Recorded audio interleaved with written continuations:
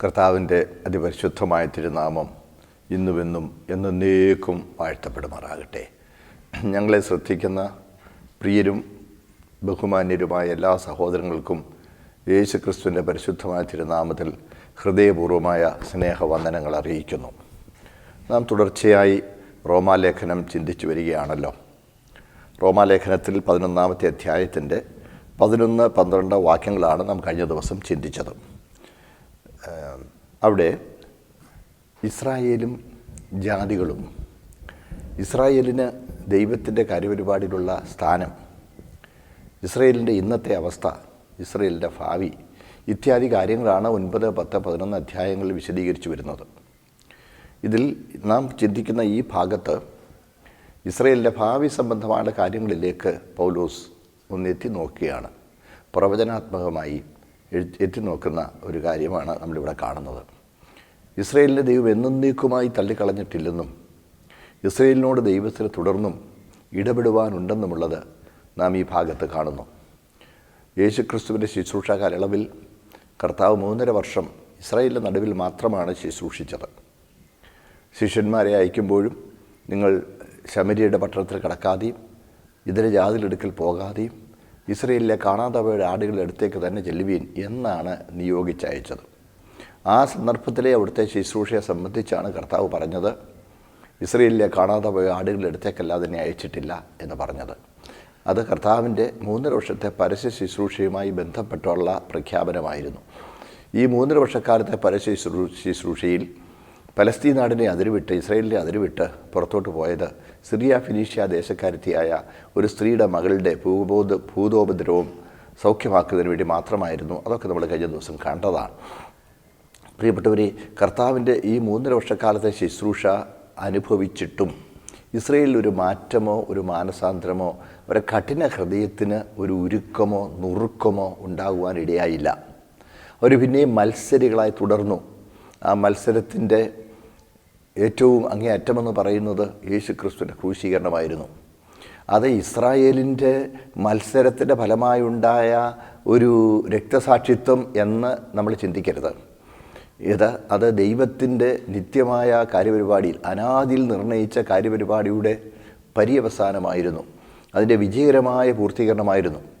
യേശുക്രിസ്തു കാൽവറിയിൽ മരണത്തിന് കീഴടങ്ങുകയായിരുന്നില്ല, മരണത്തെ കീഴടക്കുകയായിരുന്നു എന്നാണ് തിരുവെഴുത്ത് പഠിപ്പിക്കുന്നത്. അവൻ തൻ്റെ മരണത്താൽ മരണത്തെ നീക്കി എന്നാണ് എബ്രായലേഖനം 2-ാം അധ്യായം 14-ാം വാക്യത്തിലൊക്കെ നമ്മൾ വായിക്കുന്നത്. യേശുക്രിസ്തുവിൻ്റെ ക്രൂശ് മരണം യഹൂദന്മാരുടെ അവരുടെ ഒരു പ്ലോട്ടിംഗ്, അവരുടെ ഗൂഢാലോചനയുടെ വിജയകരമായ ഒരു പര്യവസാനവും യേശുക്രിസ്തുവിൻ്റെ ദാരുണമായ രക്തസാക്ഷിത്വമായിരുന്നു എന്ന് ഒരിക്കലും നമ്മൾ ചിന്തിക്കരുത്. എന്നാൽ ദൈവം തൻ്റെ കാര്യപരിപാടി നിർവഹിക്കുമ്പോൾ അതിൽ ഭാഗഭാക്കാകുന്ന ആളുകൾ അവർ തങ്ങളുടെ സ്വന്തമായ തീരുമാനപ്രകാരമാണ് ആ കാര്യങ്ങൾ ചെയ്യുന്നത്. ദൈവത്തിൻ്റെ കാര്യപരിപാടിയിൽ അവർ വിധേയപ്പെടുകയാണെന്നുള്ള തിരിച്ചറിവ് പോലും അവർക്ക് പലപ്പോഴും ഉണ്ടാവുകയില്ല.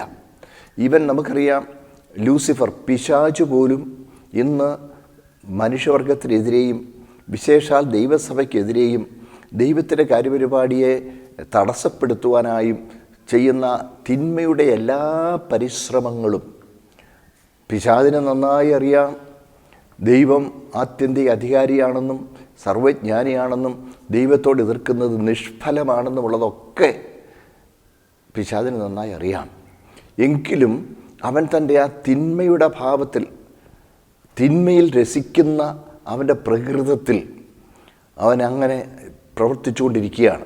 എന്നാൽ അവൻ്റെ തിന്മ പ്രവർത്തികൾ ദൈവം തൻ്റെ കാര്യസാധ്യത്തിനായി അവിടുന്ന് രൂപപ്പെടുത്തിയ, നിത്യതയിൽ രൂപപ്പെടുത്തിയ ആ കാര്യപരിപാടിയുടെ സുഗമമായ നടത്തിപ്പിനായി ദൈവം അതിനെ ഇങ്ങനെ വഴിതിരിച്ചു വിടുകയാണ്. ദൈവത്തിൻ്റെ ബലമുള്ള ഭുജങ്ങളാണ് കാര്യങ്ങളെല്ലാം ഇങ്ങനെ ക്രമീകരിച്ചു വരുന്നത്. ഇന്നും ലോകത്തിൽ നടക്കുന്ന സകല കാര്യങ്ങളും ദൈവത്തിൻ്റെ കാര്യപരിപാടിയുടെ ഭാഗമായിട്ട് മാത്രമേ നടക്കുന്നുള്ളൂ. എൻ്റെ കർത്താവ് അറിയാതെയും അനുവദിക്കാതെയും ഒരു വ്യക്തിക്ക് പോലും ഒരു ചെറിയ കാര്യം പോലും ചെയ്യുവാൻ ഇവിടെ കഴിയുന്നതല്ല. അപ്പോൾ നിങ്ങൾ ചോദിക്കും, കൊറോണയും, അതെ, കൊറോണയും ദൈവം അനുവദിക്കാതെ സംഭവിച്ചതല്ല. നമ്മൾ വിലാപങ്ങളുടെ പുസ്തകം 37 വാക്യത്തിൽ നമ്മൾ വായിക്കുന്നുണ്ടല്ലോ. ആ വാക്യം നമ്മൾ മറന്നു പോകരുത്. കർത്താവ് കൽപ്പിച്ചല്ലാതെ ആർ പറഞ്ഞിട്ടാകുന്നു വല്ലതും സംഭവിക്കുന്നത്. അപ്പോൾ പ്രിയപ്പെട്ടവരെ, പിശാചിൻ്റെ കാര്യപരിപാടി പോലും ദൈവത്തിൻ്റെ ആത്യന്തികമായ പദ്ധതിയുടെ ഭാഗമായി നിർവഹിക്കപ്പെടുന്നു എന്നുള്ളത് നമുക്ക് മനസ്സിലാക്കാൻ കഴിയും. അതുപോലെ തന്നെ യഹൂദ പ്രമാണിമാർ യേശുക്രിസ്തുവിനെ ക്രൂശിക്കുവാനായി അവർ ഗൂഢാലോചന ചെയ്യുകയും യൂദ യേശുവിനെ ഒറ്റിക്കൊടുക്കുവാൻ മുന്നോട്ട് വരികയും യൂദായ്ക്ക് അവർ പ്രതിഫലം കൊടുക്കുകയും ജനത്തെ അവർ വഴിതെറ്റിച്ച് യേശുവിൻ്റെ ക്രൂശീകരണത്തിന് വേണ്ടി അവർ മുറവിളി കൂട്ടുവാൻ തക്കവണ്ണം അവരുടെ മേൽ ദുഷിച്ച സ്വാധീനം ചെലുത്തുകയും പീലാത്തോസ് ഒരു നിസ്സഹായാവസ്ഥയിലായി യേശുവിനെ ക്രൂശിക്കുവാൻ ഏൽപ്പിച്ചു കൊടുക്കുകയും ചെയ്തു. ഈ സംഭവങ്ങളെല്ലാം ദൈവത്തിൻ്റെ കാര്യപരിപാടിയുടെ ഭാഗമായി മാത്രമാണ് സംഭവിച്ചത്. പ്രിയപ്പെട്ടവരെ, അപ്പോൾ ഇതിലെല്ലാം ഒടുവിൽ മാനുഷിക തലത്തിൽ അത് നടപ്പാക്കുന്ന കാര്യത്തിൽ ദൈവം അനുവദിച്ചത് അല്ലെങ്കിൽ ദൈവം ഉപയോഗിച്ചതെന്ന് വേണമെങ്കിൽ നമുക്ക് പറയാം. ദൈവം ഉപയോഗിച്ചത് ഇസ്രായേല്യരെ ആയിരുന്നു. യേശുക്രിസ്തുവിൻ്റെ ജനനവും ഇസ്രായേൽ ഗോത്രത്തിലായിരുന്നു. നമുക്കറിയാമല്ലോ, ഇസ്രായേലിനെ ദൈവം തിരഞ്ഞെടുത്തത് തന്നെ പല ഉദ്ദേശ്യങ്ങളോടുകൂടെ ഉള്ളതിൽ ഏറ്റവും പ്രധാനപ്പെട്ട ഒരു ഉദ്ദേശ്യം ഒരു വിശുദ്ധ സന്തതിയെ ഒരുക്കി, ഒരു വിശുദ്ധ കുടുംബത്തെ ഒരുക്കി. ആ വിശുദ്ധ കുടുംബത്തിൽ വിശുദ്ധയായ ഒരു മാതാവിലൂടെ ഒരു കന്യകയിലൂടെ യേശുക്രിസ്തു മനുഷ്യകുലത്തിൽ ഉൾപ്രവേശിക്കുവാൻ ഒരു ഉപാധിയായിട്ടാണ് ദൈവം ഇസ്രായേലിനെ തന്നെ തിരഞ്ഞെടുത്തത്. ഇസ്രായേലിനോടുള്ള ദൈവത്തിൻ്റെ പ്രത്യേകമായ ഇടപെടലിൻ്റെ പാരമ്യമായിട്ടാണ് യേശുക്രിസ്തു 3.5 വർഷം അവരുടെ ഇടയിൽ ശുശ്രൂഷിച്ചതും. അവരോടുള്ള ദൈവത്തിൻ്റെ ഇടപെടലിൻ്റെ പാരമ്യമായിട്ടാണ് 3.5 വർഷം ശുശ്രൂഷിച്ചു. ആ 3 വർഷത്തെ ശുശ്രൂഷ കൊണ്ട് അവർക്ക് ഫലമുണ്ടാകാതെ അവർ പിന്നെയും മത്സരികളായി തുടർന്നപ്പോൾ കർത്താവ് അവരെ തള്ളിക്കളഞ്ഞു. നിൻ്റെ ഭവനം ശൂന്യമാകും, കർത്താവിൻ്റെ നാമത്തിൽ വരുന്നവൻ വാഴ്ത്തപ്പെട്ടവൻ എന്ന് നിങ്ങൾ ഇനി പറയുവോളം എന്നെ കാണുകയില്ല എന്ന് പറഞ്ഞ് കർത്താവ് അവരെ തള്ളി. അവിടെ ആലയത്തിന് പുതിയ പേരിട്ടു. എൻ്റെ ആലയം സകല ജാതികൾക്കും പ്രാർത്ഥനാലയം. യെശയ്യാ പ്രവചനത്തിൽ മുൻ പ്രവചിച്ചിരുന്ന കാര്യമാണ്. കർത്താവ് അത് ഔദ്യോഗികമായി ഔപചാരികമായി അത് പ്രഖ്യാപിച്ചു. അടുത്തത് അത്തി, യഹൂദൻ്റെ രാഷ്ട്രീയ പ്രതീകമാണ്. വേദപുസ്തകത്തിൽ അത്തിയെ ശപിച്ചു. അത്തി ഉണങ്ങിപ്പോയി. മാത്രമല്ല, യേശുക്രിസ്തുവിൻ്റെ ക്രൂശീകരണ സമയത്ത് യെരൂശലേം ദൈവാലയത്തിലെ അതിവിശുദ്ധ സ്ഥലത്തെ മറ്റു ഭാഗങ്ങളിൽ നിന്ന് വേർതിരിക്കുന്ന തിരശ്ശീല മേൽതൊട്ടടിയോളം ചിന്തിപ്പോയി. അങ്ങനെ യഹൂദനെ തൽക്കാലത്തേക്ക് തള്ളിക്കളഞ്ഞു. തൽക്കാലത്തേക്ക് എന്നുള്ളത് പൗലോസ് ഇവിടെ വളരെ ഊന്നൽ കൊടുത്ത് പറയുകയാണ്. ഈ സത്യമൊന്നും പലപ്പോഴും ചരിത്രകാരന്മാർ മനസ്സിലാക്കാതെ പോകുന്നു. അത് ദുഃഖകരമായ കാര്യമാണ്. ബൈബിളിൻ്റെ വെളിച്ചത്തിൽ വേണം നാം ചരിത്രത്തെ വിലയിരുത്തേണ്ടത്. ബൈബിളാണ് ആത്യന്തികമായ ചരിത്ര പുസ്തകം നമുക്ക് പറയുവാൻ കഴിയും. സത്യമായ പ്രവചനമാണ് തിരുവെഴുത്തിൽ കാണുന്നത്. ചരിത്രം ബൈബിളിൽ മുന്നറിയിച്ച കാര്യങ്ങൾ നിവർത്തിക്കപ്പെടുന്ന ഒരു നിലയിലാണ് തുടർന്നുകൊണ്ടിരിക്കുന്നതെന്നുള്ളത് സത്യയോടെ ചരിത്രം പഠിക്കുന്ന ഏതൊരുവനും മനസ്സിലാക്കുവാനായിട്ട് കഴിയും. അപ്പോൾ ഇസ്രായേലിൻ്റെ ഇന്നത്തെ ഭ്രംശം എന്ന് പറയുന്നത് താൽക്കാലികമാണെന്ന് പൗലോസ് ഇവിടെ വ്യക്തമാക്കുകയാണ്. അതെ, അതിൻ്റെ 11-ാമത്തെ വാക്യം ഞാൻ ഒന്നുകൂടി വായിച്ച് മുമ്പോട്ട് പോകുന്നു. എന്നാൽ അവർ വീഴേണ്ടതിനോ ഇടരുത് എന്ന് ഞാൻ ചോദിക്കുന്നു. ഒരു നാളുമല്ല, അവർക്ക് എരിവ് വരുത്തുവാൻ അവരുടെ ലംഘനം ഹേതുവായി ജാതികൾക്ക് രക്ഷ വന്നു എന്നേ ഉള്ളൂ എന്ന് പറഞ്ഞാൽ ഇസ്രായേലിൻ്റെ ഭ്രംശവുമായി അല്ലെങ്കിൽ അവരുടെ ലംഘനവുമായിട്ടാണ് അതിനെ ബന്ധപ്പെടുത്തേണ്ടത്. എന്നേ ഉള്ളൂ എന്ന് പറയുന്നത് ജാതിക്ക് അവസാനം അവർ പോയതുകൊണ്ട് നിങ്ങൾക്ക് കിട്ടിയെന്നേ ഉള്ളൂ, അങ്ങനെയല്ല. പിന്നെ ഇസ്രായേലിന് അങ്ങനെ ഒരു ഭ്രംശം വന്നത് ജാതികളുടെ രക്ഷയെ ദൈവം തൻ്റെ അനാദി നിർണയത്തിൽ മുൻ നിയമിച്ചിരുന്നത് കൊണ്ടാണ് ഇസ്രായേലിനെ ആ പ്രത്യേക പദവിയിൽ നിന്ന് തള്ളിക്കളഞ്ഞത് നമുക്ക് മനസ്സിലാക്കാം. 12-ാം വാക്യം. എന്നാൽ അവരുടെ ലംഘനം ലോകത്തിലെ ധനവും അവരുടെ നഷ്ടം ജാതികൾക്ക് സമ്പത്തും വരുവാൻ കാരണമായി എങ്കിൽ അവരുടെ യഥാസ്ഥാനം എത്രയധികം. അവരുടെ ലംഘനം അത് ജാതികൾക്ക് വലിയ ധനത്തിന് കാരണമായി എങ്കിൽ അവിടെ യഥാസ്ഥാനം എത്രയധികം. ആ യഥാസ്ഥാനം എന്നുള്ളതിന് ഇത് ഉപയോഗിച്ചിരിക്കുന്ന പ്രത്യേക പദങ്ങളൊക്കെ വളരെ ശ്രദ്ധേയമാണ്. പ്രിയപ്പെട്ടവരെ, താഴോട്ട് വായിക്കുമ്പോൾ അവരുടെ യഥാസ്ഥാനം എത്ര ഇനി അതും ഏറിയ അനുഗ്രഹങ്ങൾക്ക് ഉപാധിയാകുമെന്നാണ് 13-ാമത്തെ വാക്യം മുതൽ വായിക്കുന്നു. എന്നാൽ ജാതികളായ നിങ്ങളോട് ഞാൻ പറയുന്നത്, ജാതികളെ അപ്പോസ്തലനായിരിക്കാൻ ഞാൻ എൻ്റെ സ്വജാതിക്കാർക്ക് വല്ലവിധേന സ്പർദ്ധ ജനിപ്പിച്ച് അവരിൽ ചിലർ രക്ഷിക്കാമെങ്കിലോ എന്ന് വെച്ച് തന്നെ ഞാൻ എൻ്റെ ശുശ്രൂഷയെ പുകഴ്ത്തുന്നു. പിന്നെയും പൗലോസ് അത് വിശദീകരിക്കുകയാണ്. അവരുടെ ഭ്രംശം ലോകത്തിന് നിരപ്പിന് ഹേതുവായി എങ്കിൽ അവിടെ അംഗീകരണം മരിച്ചവരുടെ ഉയിർപ്പെന്നല്ലാതെ എന്താകും? നമ്മൾ അത്രയും ഭാഗങ്ങളാണ് കഴിഞ്ഞ ദിവസം ചിന്തിച്ചത്. ഇനി അവരുടെ അംഗീകരണം മരിച്ചവരുടെ ഉയിർപ്പെന്നല്ലാതെ എന്താകും? അവിടെ രണ്ട് പ്രധാന കാര്യങ്ങൾ നമ്മൾ ചിന്തിക്കുവാനുണ്ട്. ഒന്ന്, ഈ അംഗീകരണം എന്ന് പറയുന്നത് ആരെ അംഗീകരിക്കുന്നത്? ദൈവം അവരെ അംഗീകരിക്കുന്നതാണോ അതോ അവരെ ലോകം അംഗീകരിക്കുന്നതാണോ? അവരുടെ അംഗീകരണം അതോ അവർ ക്രിസ്തുവിനെ അംഗീകരിക്കുന്നതാണോ? ഇങ്ങനെ മൂന്ന് സാധ്യതകളാണ് അവിടെ ചിന്തിക്കേണ്ടിയിരിക്കുന്നത്. ഒന്ന്, അവർ ക്രിസ്തുവിനെ അംഗീകരിക്കുന്നതാണോ? രണ്ട്, ലോകം ഈ ജനസമൂഹത്തെ അംഗീകരിക്കുന്നതാണോ? മൂന്ന്, ദൈവം അവരെ അംഗീകരിക്കുന്നതാണോ? ദൈവം അവരെ അംഗീകരിക്കുന്നത് പറയാം, ദൈവം അവരെ അംഗീകരിച്ചിരുന്നുവല്ലോ. അപ്പോൾ പുതിയതായി ദൈവം അവരെ അംഗീകരിക്കുന്നു എന്ന ആശയം നമുക്ക് അവിടെ അത്രത്തോളം പ്രസക്തമാണ് എന്ന് നമുക്ക് ചിന്തിക്കുവാൻ കഴിയുന്നില്ല. ദൈവം അവരെ അംഗീകരിച്ചിരിക്കുകയാണ്. എന്നാൽ തൽക്കാലത്തേക്ക് തള്ളിക്കളഞ്ഞ ആ തള്ളപ്പെട്ട അവസ്ഥയിൽ നിന്ന് ദൈവം അവരെ അംഗീകരിക്കുന്നത് എന്ന അർത്ഥത്തിൽ ചിലർ അതിനെ വ്യാഖ്യാനിക്കുന്നുണ്ട്. അപ്പോൾ അവരുടെ അംഗീകരണം എന്ന് പറയുന്നതിൻ്റെ കർത്താവ് മീൻസ് സബ്ജക്റ്റ്. കർത്താവ് കർമ്മം എന്ന് നമ്മൾ പറയുന്നല്ലോ, ആ കർത്താവ്, അല്ലാതെ ഈ മീൻസ് ദ ലോഡ് എന്ന അർത്ഥത്തിലുള്ള കർത്താവ് അല്ല. അതിൻ്റെ ആ വാചകത്തിൻ്റെ കർത്താവ് സബ്ജക്റ്റ് എന്താണ്? സബ്ജക്റ്റ് അറിയാമല്ലോ. ആ സബ്ജക്റ്റ് എന്താണ്? ആ സബ്ജക്റ്റ് ദൈവമാണോ അതോ അവർ തന്നെ ദൈവത്തെ ക്രിസ്തുവിനെ അംഗീകരിക്കുന്നതാണോ അതോ ലോകം അവരെ അംഗീകരിക്കുന്നതാണോ? പൊതുവായി യുഗാന്ത്യ സംഭവശാസ്ത്രപരമായുള്ള പ്രഭാഷണങ്ങൾ നടത്തുന്ന ദൈവദാസന്മാർ ആ മൂന്നാമത് പറഞ്ഞതിനാണ് കൂടുതൽ ഊന്നൽ കൊടുക്കാറുള്ളത്. പൗലോസ് അപ്പോൾ ദീർഘവീക്ഷണത്തിൽ പ്രവചനത്തിൽ ഇത് മുൻകണ്ടിരുന്നുവോ?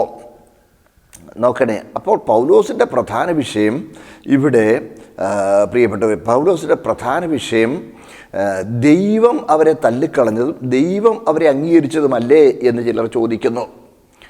പ്രിയപ്പെട്ടവരെ, ദൈവം അവരെ തള്ളിക്കളഞ്ഞു എന്ന് വന്നാൽ പോലും അത് താൽക്കാലികമായിരുന്നു എന്നുള്ളതും പൗലോസ് അവിടെ തന്നെ പറയുന്നുണ്ട്. അങ്ങനെ വരുമ്പോൾ അത് ദൈവം അവരെ അംഗീകരിക്കുന്നതാണ് എന്ന് പറയുന്നതിൽ അത്രമാത്രം ഒരു സാങ്കത്യമുണ്ടോ എന്ന് മറ്റു ചില വേദപണ്ഡിതന്മാർ അതിനെ നിരാകരിക്കുന്നു. നമുക്കതിനെക്കുറിച്ചൊന്ന് പരിശോധിക്കാം. പ്രിയപ്പെട്ടവരെ, മാത്രമല്ല ഇപ്പോൾ ലോകത്തിൽ നോക്കിയാൽ കർത്താവ് അത്തിയെ ശപിച്ച് അത്തി ക്ഷണത്തിൽ വേരോടെ ഉണങ്ങിപ്പോയി. അന്ന് കർത്താവ് ആ വാക്ക് പറഞ്ഞപ്പോൾ തന്നെ അത് ക്ഷണത്തിൽ ഉണങ്ങിപ്പോകാൻ തുടങ്ങി. കർത്താവിൻ്റെ ആ പ്രവൃത്തി തന്നെ, വഴിയരിയെ കണ്ട അത്തിയെ ശപിച്ചു എന്നുള്ളത് തന്നെ ചില ആളുകൾ വളരെ തെറ്റായി വ്യാഖ്യാനിക്കുകയും യേശുക്രിസ്തു തൻ്റെ ദിവ്യ ശേഷിയെ ഒരു നശീകരണ പ്രവർത്തനത്തിൽ ഉപയോഗിച്ചു എന്നും പോലും വ്യാഖ്യാനിക്കുന്നവരെ അങ്ങനെയുള്ള പുസ്തകങ്ങൾ ഞാൻ വായിച്ചിട്ടുണ്ട്. ഒന്ന് ശ്രദ്ധിച്ചേ. അതായത് ഒരുവൻ പരിഹസിച്ച് കർത്താവിനെക്കുറിച്ച് ഇങ്ങനെ പറഞ്ഞിരിക്കുന്നു. തലേന്ന് രാത്രി ബഥാന്യ എന്ന് പറയുന്ന ഗ്രാമത്തിൽ തൻ്റെ തനിക്ക് പ്രിയപ്പെട്ടവരുടെ ഭവനത്തിലായിരിക്കാം രാവാർത്തത്. പിറ്റേന്ന് രാവിലെ യെരുശലേം നഗരത്തിലേക്ക് കർത്താവും ശിഷ്യന്മാരും വരുമ്പോൾ കർത്താവ് വിശന്നപ്പോൾ നടന്ന് വന്ന് ഈ വഴിയരികെ ഒരു അത്തി നിൽക്കുന്ന ഇടതൂർന്ന് ഇലയുമായി നിൽക്കുന്ന അത്തിയെ കണ്ടിട്ട് ഓടിച്ചെന്നു വല്ലതും ഉണ്ടോ എന്ന് നോക്കി. അതിലദ്ദേഹം പരിഹസിച്ച് എഴുതിയിരുന്നത് ഇങ്ങനെയാണ്. ശിഷ്യന്മാർ പുറകെ വരുന്നുണ്ട്. ഒരു കായ ഉണ്ടെങ്കിൽ അവർ ഓടി വന്ന് ആദ്യം അവർ പറിച്ചെന്ന് വരും. എന്നാൽ അതിന് മുമ്പേ പോയി വല്ലതും ഉണ്ടെങ്കിൽ തനിക്ക് തന്നെ അങ്ങ് തിന്നേക്കാം എന്ന് വിചാരിച്ച് യേശു വളരെ സ്വാർത്ഥപരമായ ആ ചിന്തയോടെ ഒരു ബാലിശമായ ഭാവത്തിൽ പാഞ്ഞോടി വന്ന് തപ്പിയപ്പോൾ ഒന്നുമില്ല. ആരീശം വന്നിട്ട് അപ്പോഴേ അതിനെ അങ്ങ് ശപിച്ചു. എൻ്റെ പൊന്ന് സഹോദരങ്ങളെ, തലേന്ന് രാത്രി തനിക്ക് പ്രിയപ്പെട്ട, തീർച്ചയായിട്ടും ഞാൻ വിചാരിക്കുകയാണ് മാർത്തയുടെയും മറിയയുടെയും ഭവനത്തിലായിരുന്നിരിക്കാം കർത്താവ് വിശ്രമിച്ചത്. അവർക്ക് അവിടെ തീർച്ചയായിട്ടും കർത്താവ് നല്ല ഭക്ഷണമൊക്കെ അവർ തീർച്ചയായിട്ടും കൊടുത്തിട്ടുണ്ടാവും. രാവിലെ യെരുശലേമിലെ ആ ദൈവാലയത്തിൽ കർത്താവ് പോവുകയാണ്. അതിൻ്റെ അങ്കണങ്ങളിൽ ഇരുന്നു കൊണ്ട് കർത്താവ് ജനത്തെ പഠിപ്പിക്കുന്നതായിരുന്നു ആ ദിവസങ്ങൾ. പോകുമ്പോൾ ഏതായാലും ശിഷ്യന്മാർക്ക് വിശക്കുന്നതിനേക്കാൾ കൂടുതൽ കർത്താവിന് വിശന്നിരിക്കുവാനായിട്ട് തീർച്ചയായും സാധ്യതയില്ല. അപ്പോൾ അത് വെറും ഒരു അത്തിയെ ശപിക്കുക, ഒരു മരത്തെ അങ്ങ് ഇല്ലായ്മ ചെയ്യുക എന്നുള്ളതിനേക്കാൾ കവിഞ്ഞ വലിയൊരു അർത്ഥം, ആന്തരിക അർത്ഥം ആ സംഭവത്തിലുണ്ട്. ദൈവവചനം പരിശോധിക്കുമ്പോൾ അത്തി യഹൂദൻ്റെ രാഷ്ട്രീയ സ്ഥിതിയെ കാണിക്കുന്നു എന്നുള്ളത് നമുക്കറിയാമല്ലോ. അപ്പോൾ രാഷ്ട്രീയ ആ പദവിയിൽ നിന്ന്, ഒരു രാജ്യം എന്ന പദവിയിൽ നിന്ന് അവരെ തള്ളിക്കളഞ്ഞു എന്നുള്ളതാണ്. ക്ഷണത്തിൽ വേരോടെ ഉണങ്ങാൻ തുടങ്ങി. പിറ്റേന്ന് വന്നപ്പോൾ അതിൻ്റെ ഇലയെല്ലാം കൊഴിഞ്ഞ് ഉണങ്ങി നിൽക്കുന്നത് കണ്ടു. പ്രിയപ്പെട്ട കർത്താവ് അവരെ തള്ളിക്കളഞ്ഞു കഴിഞ്ഞ് AD 70 ഒരു രാജ്യമെന്ന നിലയിൽ നിന്ന് അവർ നശിപ്പിക്കപ്പെട്ടു. ലോകമെല്ലാം അവർ ചിതറിക്കപ്പെട്ടു. ലോകത്തിൽ മുഴുവൻ 20ഓളം നൂറ്റാണ്ടുകൾ അഭയാർത്ഥികളായി കഴിഞ്ഞു. ആ ജനസമൂഹം കടന്നുപോയ കഷ്ടതയുടെ തീച്ചൂള എന്ന് പറഞ്ഞാൽ അതിഭയങ്കരമായിരുന്നു. നമ്മുടെ തലമുറയിൽ ഹിറ്റ്ലർ 65 ലക്ഷം പേരെ നിഗ്രഹിച്ച് കളഞ്ഞതു. അത്ര കണക്കാണ്. അവർ അനുഭവിച്ച ത്യാഗത്തിനും കഷ്ടതയ്ക്കും കണക്കില്ല. അങ്ങനെ അവർ ലോകത്തിലെ അഭയാർത്ഥികളായി, ആരാലും അംഗീകരിക്കപ്പെടാത്തവരായി അവർ അലഞ്ഞു തിരിയുന്നവരായിരുന്നു. എന്നാൽ അവരുടെ കഷ്ടത, ഈ കഷ്ടതയുടെ സമയത്ത് അവർ തങ്ങളുടെ വംശീയ മേന്മ അതിൽ ഊറ്റം കൊള്ളുകയും അതിൻ്റെ തനിമയിൽ നിലനിർത്തുവാൻ ഉത്സാഹിക്കുകയും ചെയ്തിരുന്നു. അവർ പോയ സ്ഥലങ്ങളിലെല്ലാം സിനഗോഗുകൾ, പള്ളികൾ സ്ഥാപിച്ച് അവരുടെ സത്യദൈവത്തെക്കുറിച്ചുള്ള അവരുടെ ആ അറിവും അവരുടെ വിശ്വാസവും അവരുടെ ആചാരങ്ങളിൽ തുടരുന്നതും അവർ നിലനിർത്തിപ്പോന്നു. നമ്മുടെ കൊച്ചു കേരളത്തിൽ ഒരു വന്നിരുന്നല്ലോ. ഇപ്പോഴും നമുക്ക് ചെന്നാൽ എറണാകുളത്ത്, നമുക്ക് കൊച്ചിയിൽ നമുക്ക് അത് കാണാനായിട്ട് കഴിയും. അവിടെ സിനഗോഗ് കാണാൻ കഴിയും. ബോംബെയിൽ അവരുടെ സിനഗോഗുണ്ട്, കൽക്കത്തയിൽ അവിടെ സിനഗോഗുണ്ട്, പ്രധാന പട്ടണങ്ങളിലെല്ലാം അവിടെ സിനഗോഗുകളുണ്ട്. അവരത് നിലനിർത്തിപ്പോന്നിരുന്നു. എങ്കിലും അവർ പൊതുവെ ജനങ്ങളാൽ വെറുക്കപ്പെട്ടവരായിരുന്നു. ഇവർ മറ്റുള്ളവരുമായി ഇടപഴകുന്ന കാര്യത്തിൽ വിമുഖതയുള്ളവരായിരുന്നതുകൊണ്ട് ജനങ്ങൾ അവരെ ഉള്ളിൻ്റെ ഉള്ളിൽ അവരെ വെറുത്തിരുന്നു. എന്നാൽ അവർ ധനാഢ്യരും ഉത്സാഹികളും വ്യവസായികളും വിജയികളായ വ്യാപാരികളുമൊക്കെ ആയിരുന്നതുകൊണ്ട് അനേകർക്ക് തൊഴിൽ കൊടുക്കുകയും വലിയ സ്ഥാപനങ്ങൾ സ്ഥാപിക്കുകയൊക്കെ ചെയ്തിരുന്നതുകൊണ്ടും അവർ പലപ്പോഴും വളരെ ബുദ്ധിമാന്മാരായിരുന്നതുകൊണ്ടും ഭരണാധികാരികളുമായിട്ടൊക്കെ വളരെ അടുത്ത ബന്ധം പുലർത്തുന്നവരായിരുന്നു. അങ്ങനെ ഇരിക്കുമ്പോൾ അവരുടെ വംശമെന്ന നിലയിൽ അവരെ നിഗ്രഹിച്ച് കളയുവാനായി ചെയ്ത പരിശ്രമങ്ങളൊന്നും ഫലം കണ്ടില്ല.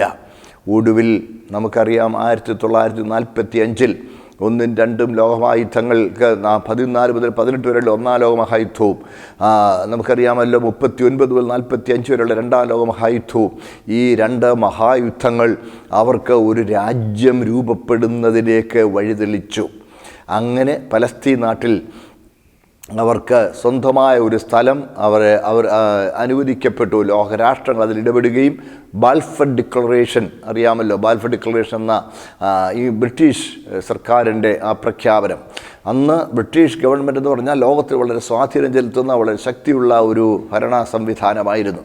ആ ബാൽഫർ ഡിക്ലറേഷൻ അനുസരിച്ച് അവർക്ക് പലസ്തീൻ നാട്ടിൽ സ്വന്തമായ ഒരു സ്ഥലം ലഭിക്കുവാനിടയാവുകയും 45 അവരുടെ രാഷ്ട്രം അവിടെ പ്രഖ്യാപിക്കപ്പെടുകയും ചെയ്തു. ഡേവിഡ് ബെൻ ഗൂറിയോൻ എന്ന നേതാവായിരുന്നു ആ രാഷ്ട്രം പിറന്നതായി ടെൽ അവീവ് മ്യൂസിയം ഹാളിൽ വെച്ച് പ്രഖ്യാപിച്ചത്.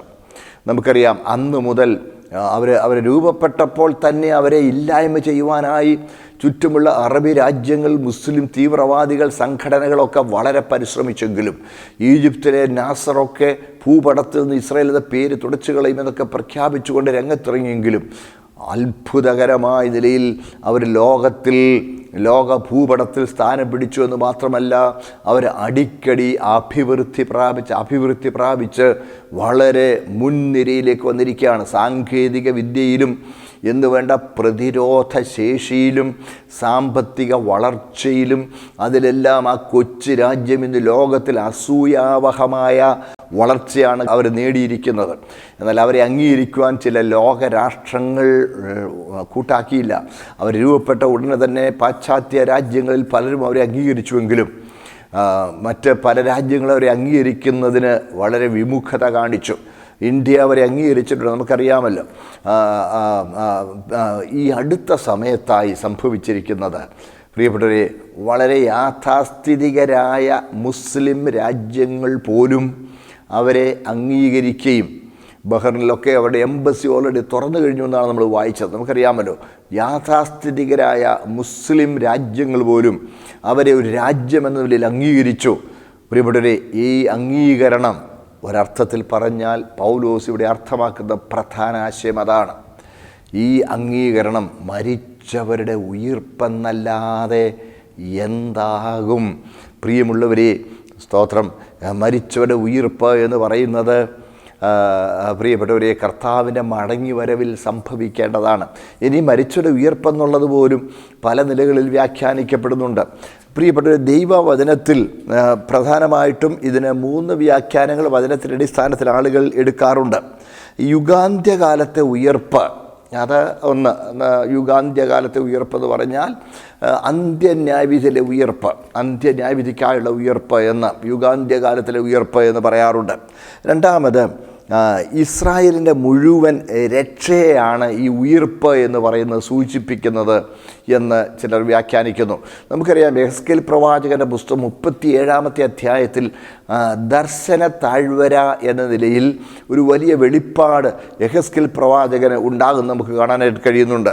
യെഹെസ്കേൽ പ്രവാചനം 37-ാമത്തെ അധ്യായത്തിൽ ദർശന താഴ്വരയെക്കുറിച്ചുള്ള പ്രവചനം എന്ന് പറഞ്ഞ് അവിടെ ഒരു അസ്ഥി നിറഞ്ഞ താഴ്വരയുടെ ചിത്രം, ആ താഴ്വരയുടെ നടുവിൽ പ്രവാചകൻ നിൽക്കുകയും ആ പ്രവാചകൻ ആ അസ്ഥികൂടങ്ങളോട് പ്രവചിക്കുകയും അസ്ഥികൂടങ്ങൾ വലിയ ഒരു സൈന്യമായി രൂപപ്പെടുകയും ചെയ്തതായിട്ട് നമ്മൾ വായിക്കുന്നുണ്ട്. 37-ാം അധ്യായത്തിൽ വന്ന യഹോവയുടെ കൈ എൻ്റെ മേൽ വന്നു, യഹോവയുടെ ആത്മാവിൽ എന്നെ പുറപ്പെടുവിച്ച് താഴയുടെ നടുവിൽ നിർത്തി, അത് അസ്ഥികൾ കൊണ്ട് നിറഞ്ഞിരുന്നു.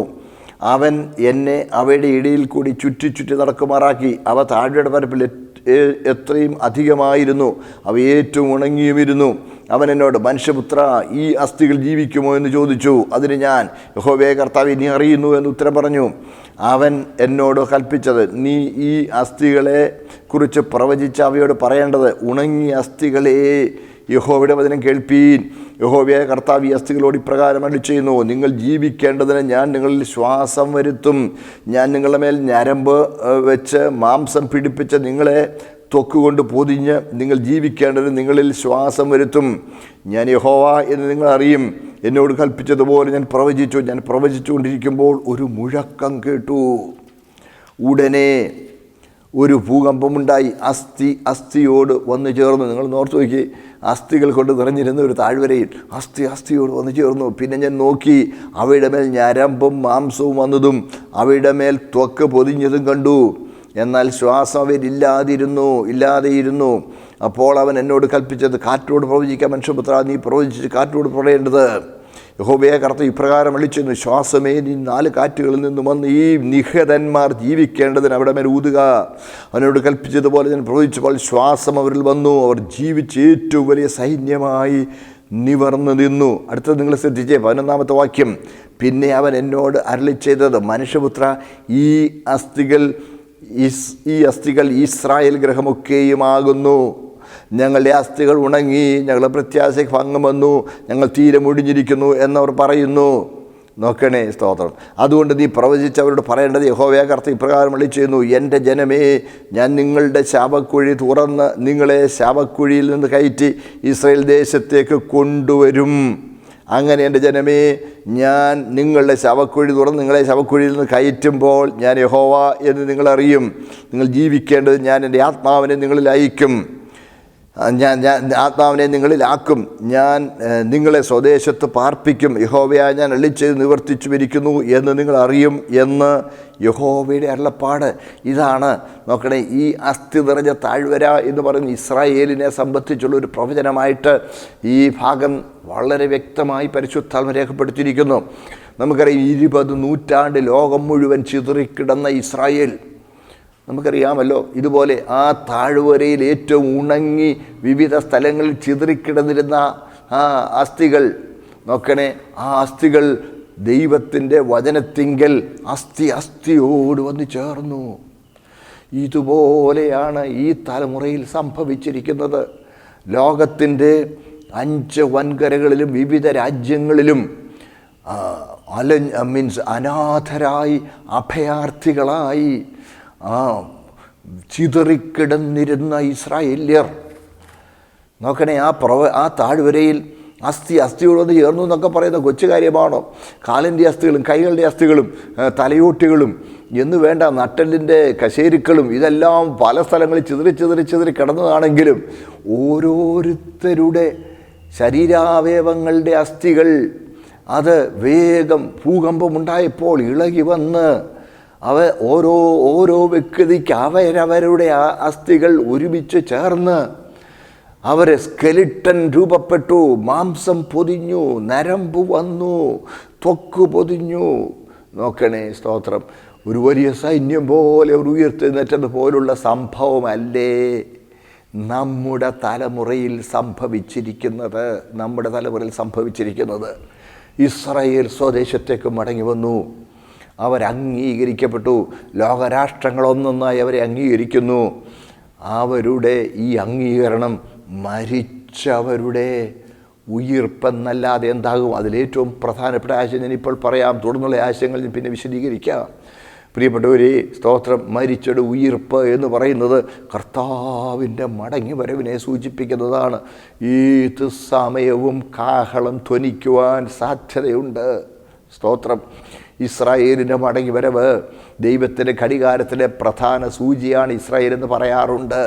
ദൈവത്തിൻ്റെ കാര്യപരിപാടി എവിടം വരെയായി എന്ന് കാണണമെങ്കിൽ ഇസ്രായേലിനെ നോക്ക് എന്ന് പറയാറുണ്ട്. അതേ, അവർ മടങ്ങി വന്നു. അത്ഭുതകരമായ മടങ്ങി വരവ്. സ്തോത്രം. അവർ മടങ്ങി വന്നു. അവരുടെ സ്വദേശത്ത് പാർത്തു. കണ്ടില്ലേ, യെഹെസ്കേൽ 37:11 നമ്മൾ കണ്ടത്, നിങ്ങളുടെ സ്വദേശത്ത് വന്ന് പാർക്കും. നോക്കണേ, സ്തോത്രം. അവിടെ കടന്നു വന്നു. ഞങ്ങളുടെ അസ്ഥികൾ ഉണങ്ങിയിരിക്കുന്നു, ഞങ്ങൾ അനാഥരായി, ഞങ്ങൾക്കിനി രക്ഷയില്ല എന്ന് പറഞ്ഞ് നിരാശരാണ്ടുപോയ ജനസമൂഹത്തെ ദൈവം ഉദ്ധരിച്ച് മടക്കി കൊണ്ടുവരുന്നത് നമ്മുടെ തലമുറയിൽ നമ്മൾ കണ്ടെങ്കിൽ, സ്തോത്രം. പ്രിയമുള്ളവരെ, ഇനി ലോകം കാണാൻ പോകുന്ന ഏറ്റവും പ്രധാന സംഭവം കർത്താവിൻ്റെ മടങ്ങി വരവും മരിച്ചവരുടെ ഉയിർപ്പുമാണ് എന്നുള്ളത് നമ്മൾ മറന്നു പോകരുത്. സ്തോത്രം. നമുക്ക് അതുകൊണ്ട് കർത്താവിനവരിന് വേണ്ടി ഒരുങ്ങാം, ഉണരാം. രക്ഷാനിർണയം പ്രാപിക്കാത്തവർ, കർത്താവിനെ വേണ്ട പോലെ സ്വീകരിക്കാത്തവർ ആ അനുഭവത്തിലേക്ക് തങ്ങളെ സമർപ്പിക്കുക.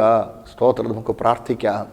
ഞങ്ങളുടെ സ്വർഗീയ പിതാവേ, കർത്താവേ, ഞങ്ങളുടെ കണ്ണിൻ മുമ്പിൽ ഉണങ്ങിയ അസ്ഥികൾ താഴ്വയിൽ ചിതറിയിരുന്നത് പോലെ ലോകമെങ്ങും ചിതറിപ്പോയിരുന്ന ഇസ്രായേലിനെ കർത്താവെ അങ്ങ് പച്ച പിടിപ്പിച്ച് അവിടെ സ്വന്തം ദേശത്ത് വാഗ്ദത്ത ഭൂമിയിൽ മടക്കിക്കൊണ്ടുവന്ന് ലോകരാഷ്ട്രങ്ങൾ യാഥാസ്ഥിതിക വിരോധികളായ ആളുകൾ പോലും അവരെ അംഗീകരിക്കുന്നത് ഞങ്ങൾ കാണുന്നു. കർത്താവെ, അങ്ങയുടെ മടങ്ങി വരവ് ഏറ്റവും അടുത്തു. മരിച്ചവരുടെ ഉയിർപ്പ് ഏത് സമയവും സംഭവിക്കുമെന്ന് ഞങ്ങൾ തിരിച്ചറിയുന്നു. കർത്താവേ, സ്തോത്രം. ഞങ്ങളതിനു വേണ്ടി, അങ്ങയുടെ വരവിന് വേണ്ടി ഒരുക്കത്തോടെ ഇരിപ്പാൻ ഇസ്രായേലിൻ്റെ മടങ്ങി വരവ് ഞങ്ങളെ ഓർമ്മിപ്പിക്കുന്നു. കർത്താവേ, അവരിൽ ഞങ്ങൾ പാഠം പഠിക്കണമെന്ന് അവരെ ഞങ്ങൾക്ക് ദൃഷ്ടാന്തമായി വെച്ചിരിക്കുന്നുവെന്ന് ഞങ്ങൾ തിരുവെഴുത്തിൽ വായിക്കുന്നല്ലോ. കർത്താവ്, ഏത് സമയവും കാഹളം ധ്വനിക്കാമല്ലോ. ഒരുക്കത്തോടെ ഇരിപ്പാൻ അടിയങ്ങളെ സഹായിക്കണം. മഹത്വം ഇതിലൂടെയും അങ്ങ് നെടുക്കണം. യേശുക്രിസ്തുവിൻ്റെ പരിശുദ്ധ തിരുനാമത്തിൽ തന്നെ, പ്രിയ പിതാവേ, ആമേൻ.